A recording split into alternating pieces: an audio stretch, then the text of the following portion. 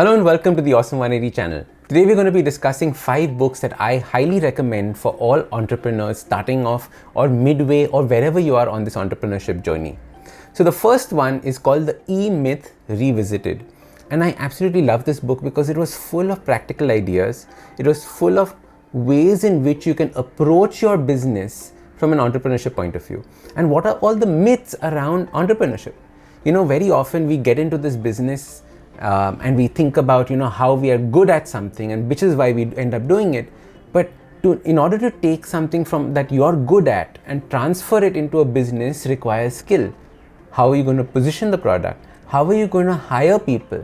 What are the kinds of managers that are going to be there? What are the kind of systems that you're going to put in place? All of this is discussed in this book, because what happens is that as entrepreneurs, we trip over ourselves. We believe that we can do everything, so as a result, we take on more than we can chew. We hire people, but we don't use them completely. So the EMyth Revisited is an excellent book to describe that. The second book is a book called Go for No. Go for No is a tiny read. It's in the form of a story, and it was one of the most life-changing books for me, because the whole idea was, don't go and sell your products and expect a yes. Because every time you have a yes from a client, you don't learn anything, you don't grow. But every time you hear a no from a client, you can ask, how can this be improved? What was lacking in this? And hence your business, your product, and your entire strategy can grow.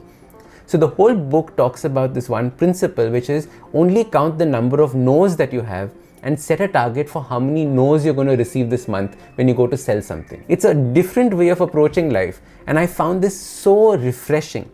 And ever since I started incorporating this into my business, I've seen a dramatic change in the trajectory altogether. The more no's we have, the more yeses by default we end up getting. So Go for No is another fantastic book. Then of course, Richard Branson's book, Screw It, Let's Do It. It's all about that mindset.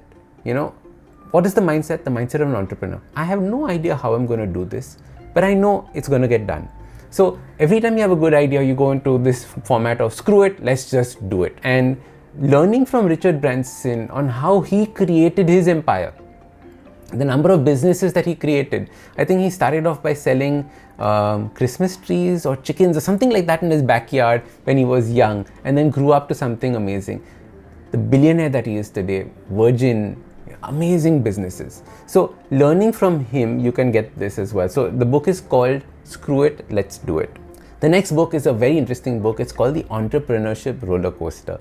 It's actually a book that I'm reading right now, and I found it absolutely brilliant. It talks about the highs and the lows and the highs and the lows of being on this entrepreneurship journey, because it is a nerve-wracking thing, right? You are so excited when you start off and you see yourself going up this roller coaster and you're like, there's anticipation.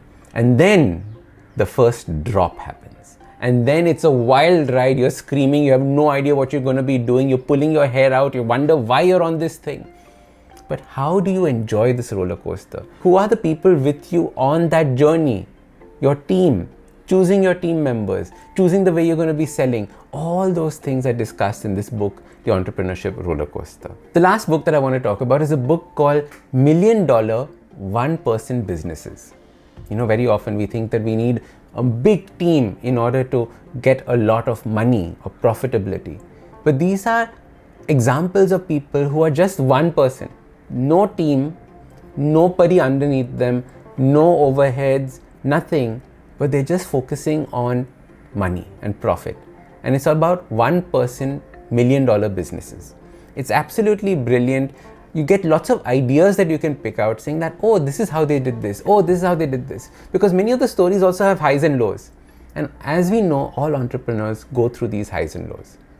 I hope this video helps you out. You read these books, because we don't realize this, but we're all entrepreneurs in a particular fashion. Whether we start our own business or we work in somebody else's business. There's only one true business that you exist for, which is you. You have to realize that you are the biggest business, and whether you're working in a company, a big multinational company, or just your own little startup, the business is always you. So using this habit of reading, figure this out, invest in yourself, and remember, If you like videos like this, don't forget to hit subscribe and that little bell icon so you know when future videos come out. I am Ashton Doctor, your habit coach, and remember, awesome lives, they start with awesome habits.